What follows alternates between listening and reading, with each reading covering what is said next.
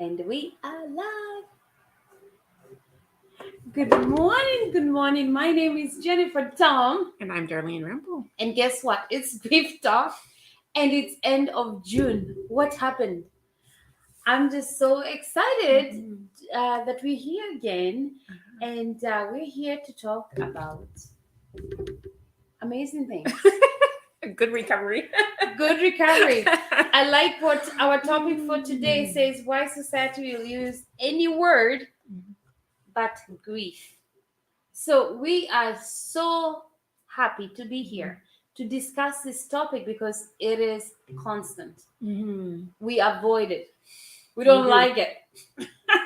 So please grab your coffee and join us because we've got our coffee, we've got our water, and we are ready to dig in. And always remember, Grief Talk is where we share about lessons we've learned from life and loss. And before we go any further, I think Darlene has a quote for us. Or some comment. Or some comment. I just love it. And today we are going to be interactive because this is a very good topic to talk about. Why society will use any word but grief. So as we get set up, please invite your friends, come share with us, come have coffee. Let's talk about how come we don't like to use the word grief and what is grief anyway. Okay, keep talking because I'm having a little technical difficulties. Okay, that's good, and I will share. We are just giving our friends time to invite their friends to come be with us, and let's talk about this big topic: why society will use any word but grief. So, as Darlene sets us up with an amazing quote, did you know it is never too soon to heal your hurt? We all have we all have life events that breaks our heart. And at Grief Talk we say it's never too soon to heal your heart. And today, if you have a friend out there, please invite them, let them join us, let them share this time with us on Grief Talk.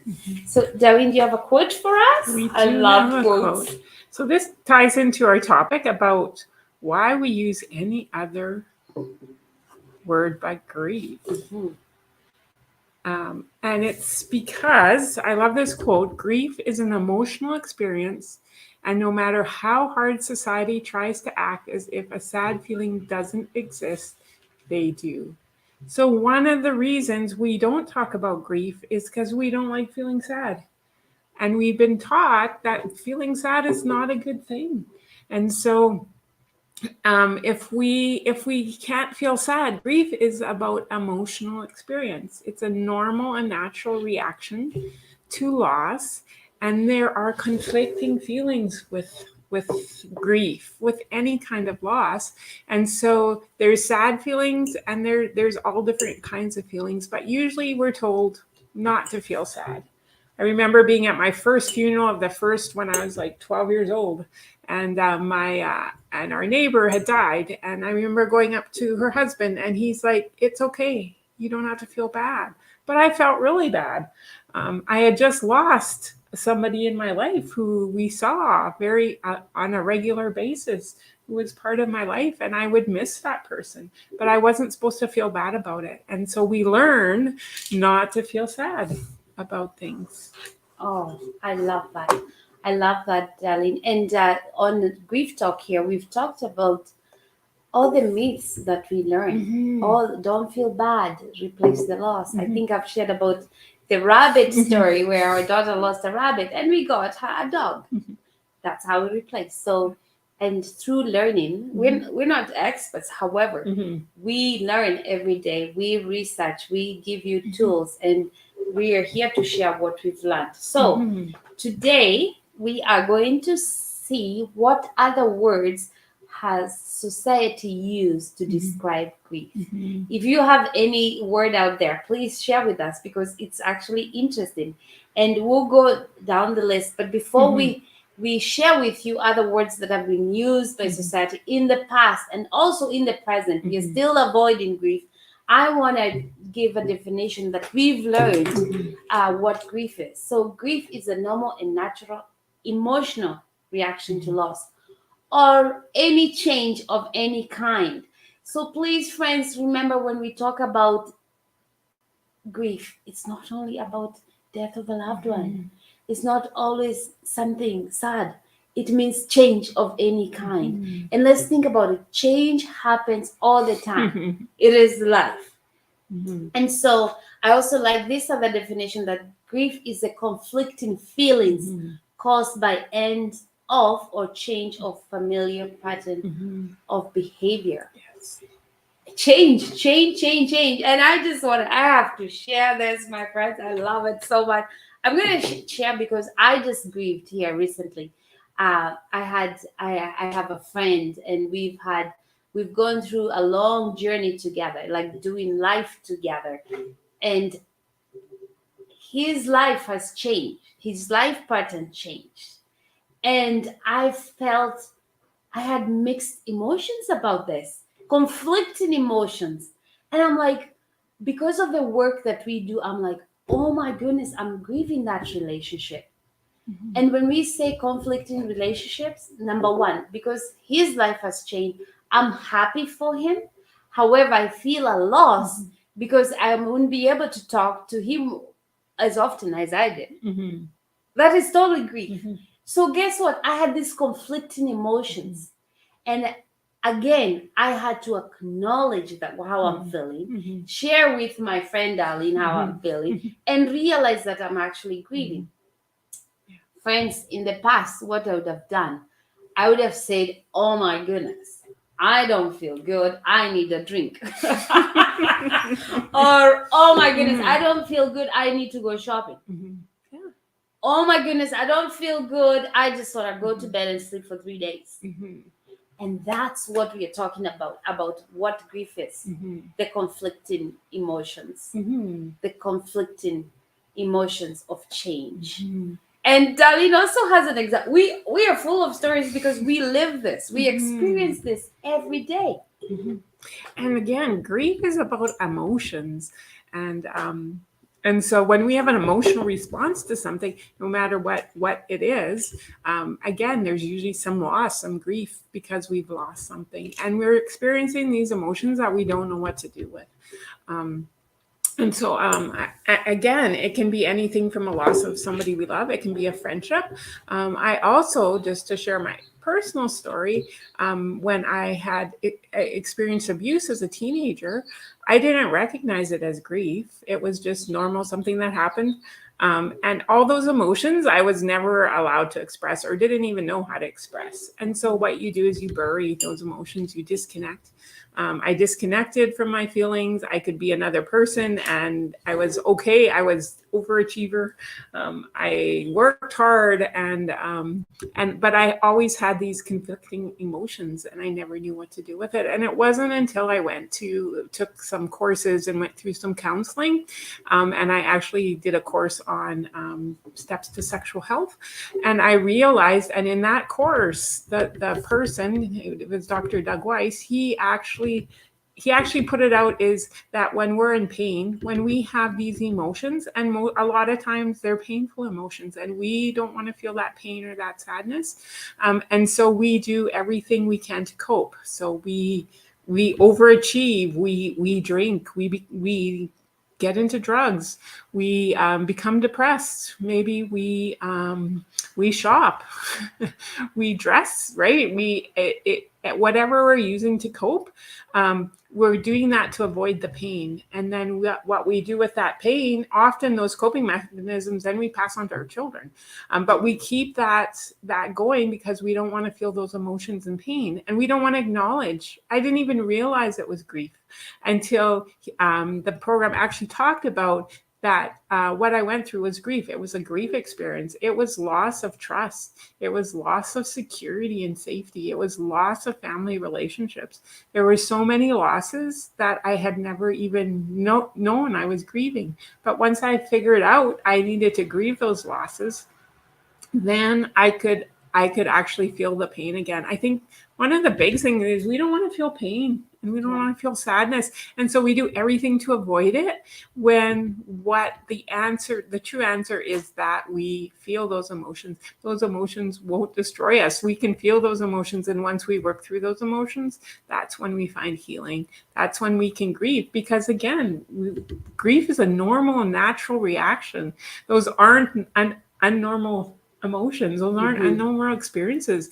But yet we as society, we don't want to acknowledge that it's grief. We don't want to acknowledge that it's okay to have those painful emotions. And we're going to have conflicting emotions, right? Just like Jen said, that everything has conflicting emotions, and that's okay.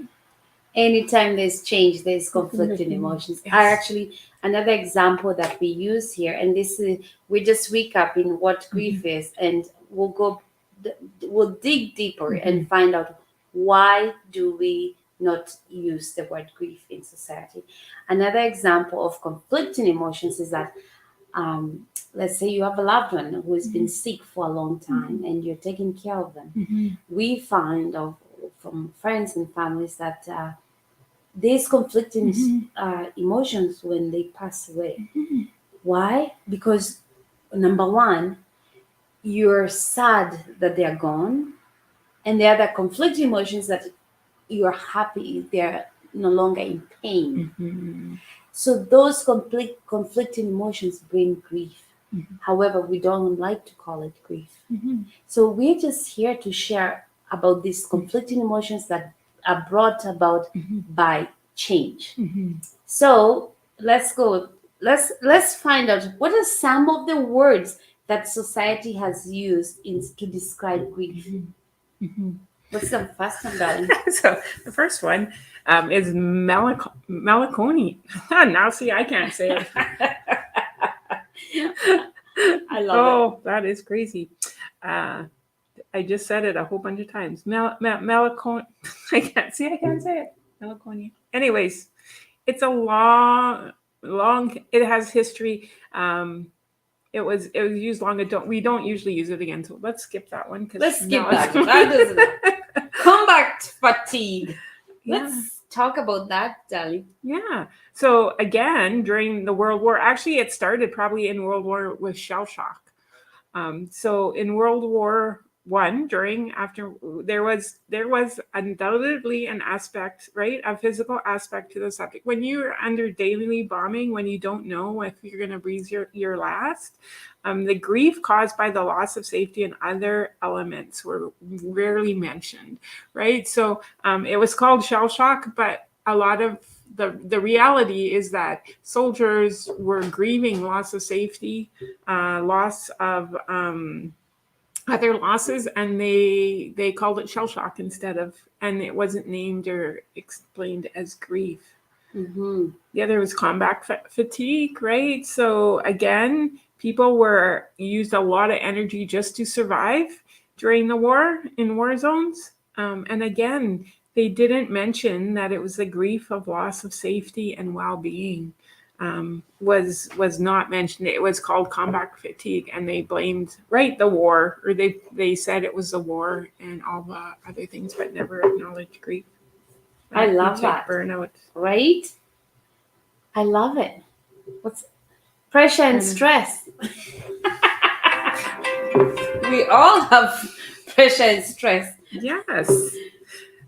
So again, pressure sometimes was actually pressure and stress came out of burnout in the 70s. Everyone was talking about burnout. And again, it was a way to say that we're struggling and we're burned out, we're tired, but nobody talked about the grief and loss, about the way we were feeling, that it was a grief and loss issue. Pressure and stress. So sometimes pressure is talked about, or stress is talked about your internal, something internal that we generate, and it's a feeling within ourselves, whereas pressure was external. So all the things that were happening around us. So again, no matter how it's defined, what caused those feelings were grief and loss events of many different kinds. And again, they're overlooked. I love that. Like, those are different terms we've used instead of grief. And we have our latest one that is used today, Mhm. all the time, trauma. Mhm. And I think we were talking about trauma last week. Mhm. We just want to, our thoughts here today is sharing with you Mhm. about lessons we've learned through Mhm. life and loss. And today we're talking about, just recapping, because I see my friends joining us. Thank you for joining us. We're just talking about how comes, why does society not use the word grief, Mhm. and we use other terms to describe grief. We avoid the word grief Mhm. because we associate grief with death, Mhm. and so we'll use any other term but not grief. However, today we are learning that grief is not only, doesn't happen only when you lose a loved one. Grief is a normal and natural emotional reaction to loss or change of Mhm. any kind. So our latest term that we use instead of grief Mhm. is trauma. Mhm. One word fits all. The jargon is creating yet another wall between grieving people and their normal emotional reaction to life events that affect all of us. Mhm. So, what happens when we use all these terms and you avoid the word grief? Darlene, do you want to share about that? Mhm. So again, and I think we want to say these. Some of these things are things that happen to us, right? And people have labeled them. They're in. We use them. Mental health uses them, but we often use them just as common people. We say, "Oh, that was a traumatic event. That was right," and then that makes it seem like it's something abnormal, right? That it's something that we can just deal with that trauma, right? We can deal with that trauma, but it never addresses that through that trauma. So any event could be a trauma, but the core is that it's still a loss, it's still a grief. Mhm. And when we don't say it's a grief, we say it's a trauma, then we stay on that maybe intellectual level where we don't have to get into the emotions, or we it becomes a mental issue where we can get an antidepressant, or we can get medication for it.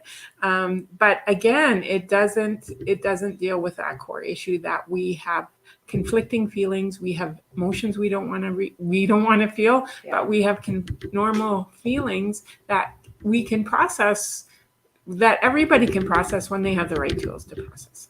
I love that. And so, why are we all talking about this? I love it. I just love the recap of it all. Mhm. Why are we saying that it's okay to grieve? Why are we saying that it's okay to have conflicting feelings? Why are we saying that even though we avoid the word grief, we are all Mhm. 100% grievers? Because when we don't acknowledge, embrace, and feel it, Mhm.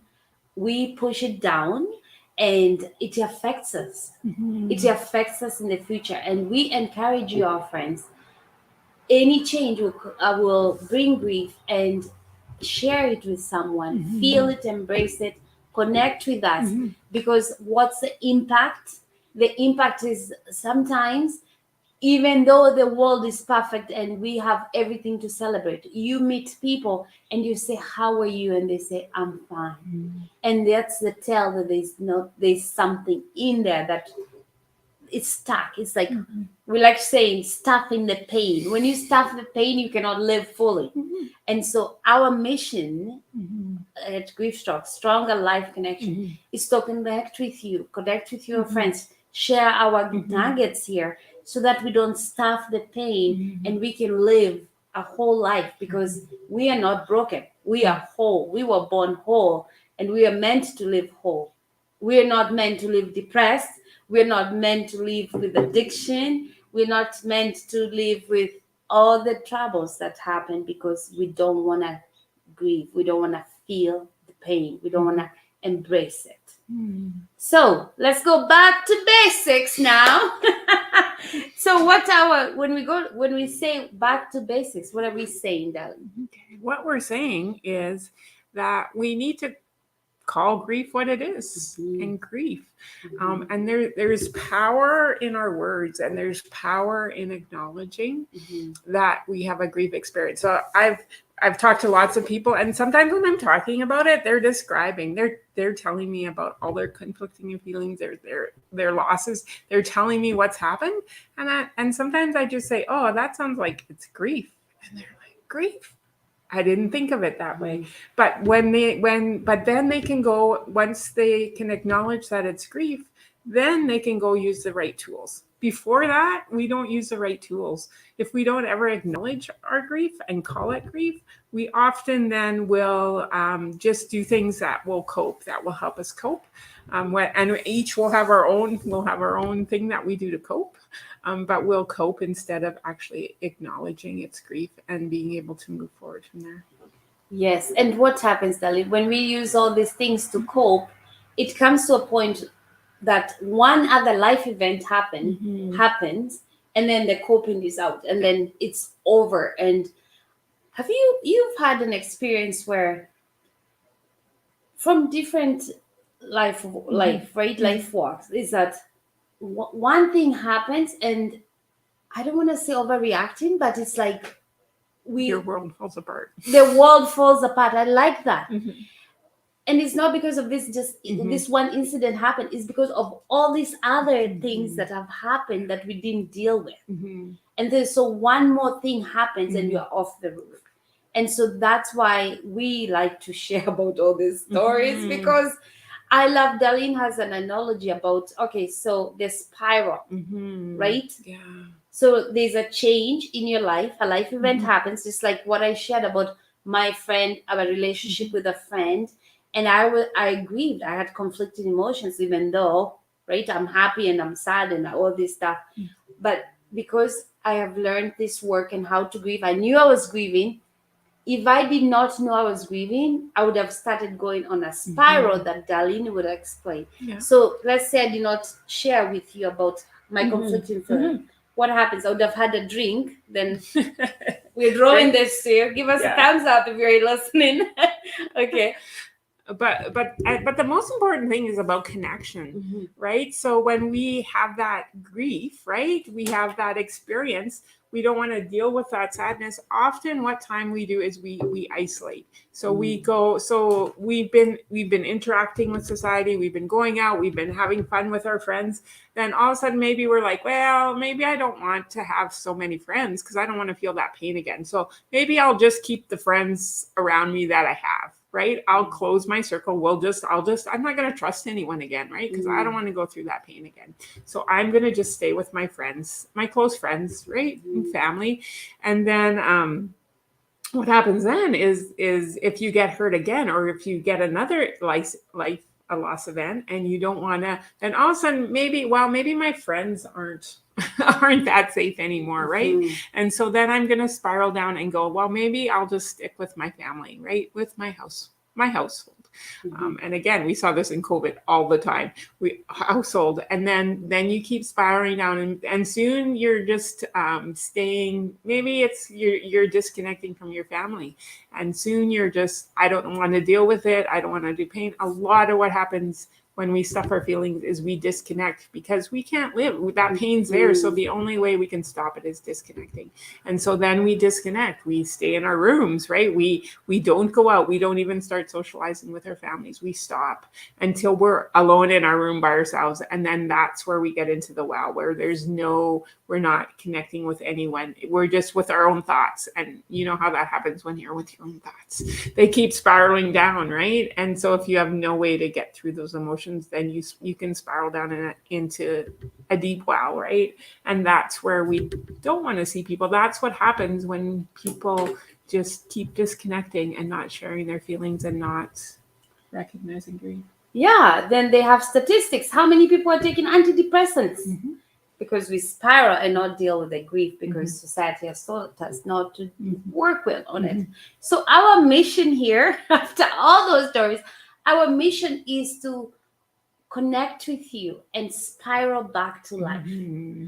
Because that Yes. spiral goes down, our mission is to connect with you Mm-hmm. and spiral right back, because that is where we need to live fully. Mm-hmm. And so that I'm not taking light. There is some medical reasons for taking antidepressants. Mm-hmm. However, we just say that was just an example, to be clear. Mm-hmm. I'm not a medical doctor.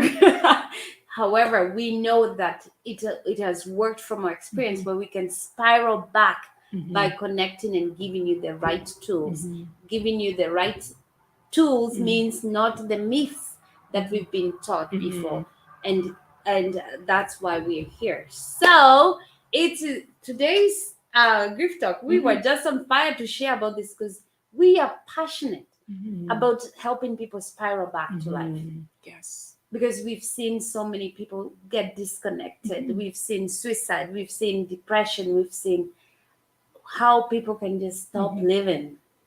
And remember, we were born whole, and we are not broken. We can spiral back to life.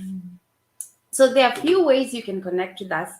Please check out our website. And actually, before we go there, I'm excited because our mission is to find resources, to connect with you, to give you resources, to connect so that you spiral back. And Darlene, like, she's an expert on this one, and I want her to share about EAL, which we are finding so powerful. Please, if you haven't experienced this, you need to join us and follow us. But I'll let Darlene share about EAL. So EAL is equine assisted learning, and it's connecting. It's using horses to connect, to partner with people, and they have a coach, so someone who who facilitates. But you can get that connection. So many times we shut down and it's hard to get reconnected. There's something about animals, there's something about horses that when you can connect with a horse, when you can connect and share, and horses are amazing in that they can read you. They they don't hold grudges. They just are there and they respond to you. They help slow your heartbeat. They help you relax. It's amazing how when you give a person who is like shut down and can't talk, hasn't talked, right? Remember the spiral where you get where your thoughts are just in your head. You give them a brush and a horse, and all of a sudden they start talking and their emotions come out and they start feeling. And that's one of the amazing things about horses. Also, it can help you regulate, help you feel.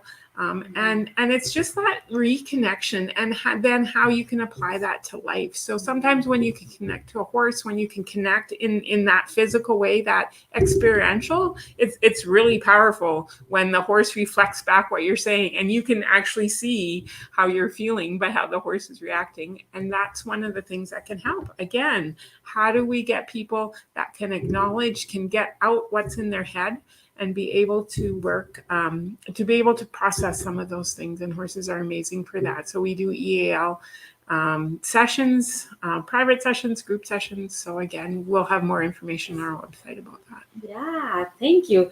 This was so great. And I love Annette. Thank you for joining us. Elisa, thank you for joining us. I love it that we don't need more antidepressants. It doesn't mean that antidepressants are wrong. It means we need to process our pain, acknowledge our grief, so we do not have to need a need for them. Annette, I love that. I just love it. Thank you so much. That is so true. We need to process. We need to spiral back to no antidepressants. I love it. Thank you so much. This has been great. If you have any comments, if you're liking this, please share with our friends, because we all need to be whole. And always remember, we're here with a big heart of love. And I love what we say with Dali. We listen with a heart with ears. So have an awesome day. It's end of June. I just can't believe. Let's celebrate. Canada Day is coming up soon, and we love you all. And if you have any comments, suggestions, any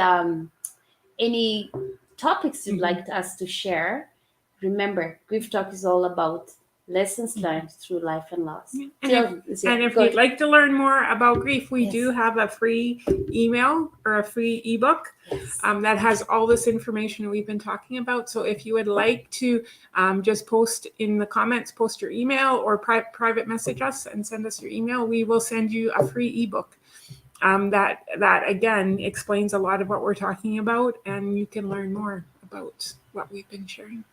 Awesome. Till next week. Have an awesome day. Spiral back to life.